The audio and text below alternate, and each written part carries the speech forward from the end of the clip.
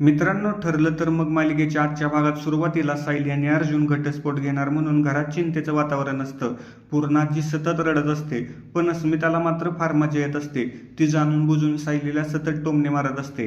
घरातले तिला गप्प राहण्यासाठी सांगतात, पण ती काही ऐकत नाही. घरच्या सगळ्यांनी सायलीला डोक्यावर बसवून ठेवलंय आणि ती आता अशा मिऱ्या वाटते. सगळ्या घरच्यांचा तिने विश्वासघात केला असं बोलत असते.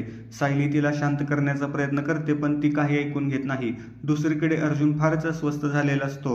चैतन्य अर्जुनला शांत करण्याचा प्रयत्न करतो, पण सायली आपल्याशी असं कसं वागू शकते हेच त्याला कळत नाही. मी आत्ताच्या आत्ता मिसेस सायलींना याबद्दल जाब विचारणार असं तो म्हणतो आणि खाली जाऊन सायलीला खेचत रूममध्ये आणतो.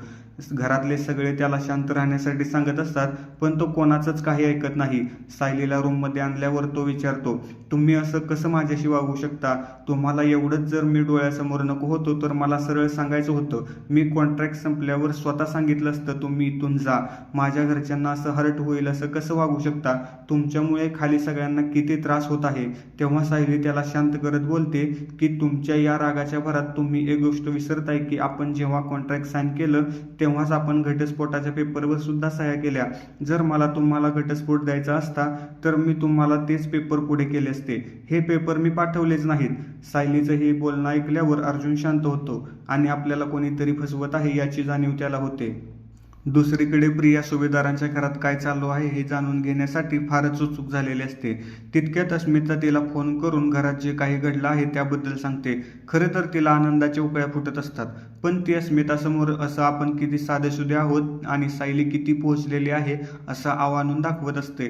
अस्मिता बोलते की पुढे काय घडतं हे बघायला मी आत्ता तिथे जाते आणि नंतर तुला सगळं कळवते.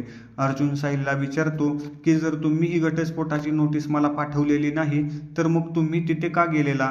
सायली त्याला उत्तर द्यायला जाणार तितक्यात कल्पनाचा आवाज येतो की पूर्णाजीला कसला तरी त्रास होतोय. दोघेही घाबरून खाली जातात. तेव्हा पूर्णाजीला पॅनिक अटॅक आल्याचं नाटक करत असते.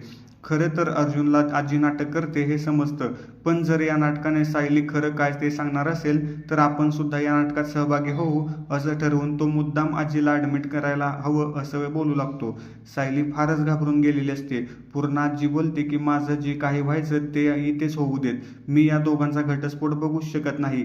सायली घाबरून बोलते की मी तुमच्या नातवाला माफ केलं. मी यांना घटस्फोट देत नाही. मी तुम्हाला कधीच कुठे सोडून जाणार नाही असं बोलून ती रडू लागते. तेव्हा कुठे सगळ्यांना हाय असं वाटतं, पण अस्मिता मात्र नाराज होते. थोड्या वेळाने सायली आणि अर्जुन त्यांच्या रूममध्ये घडलेल्या प्रकाराबद्दल बोलत असतात. अर्जुन सतत सायलीला विचारत असतो की तुम्ही साने वकिलांकडे का गेलेलात? तेव्हा सायली बोलते की ते आत्ता महत्त्वाचं नाही, पण त्या घटस्फोटाच्या पेपरवर सह्या मी केल्या नव्हत्या. त्या जरी माझ्यासारख्याच दिसत असल्या तरीही त्या सह्या मी केल्या नव्हत्या. त्यानंतर तिला आठवतं की तिच्यासारख्या हुबेहूब सही एकच व्यक्ती करू शकते, ती म्हणजे प्रिया. तेव्हा अर्जुनचा सर्व प्रकार लक्षात येतो. आता पुढे काय होणार हे पाहणं महत्त्वाचं ठरणार आहे. धन्यवाद.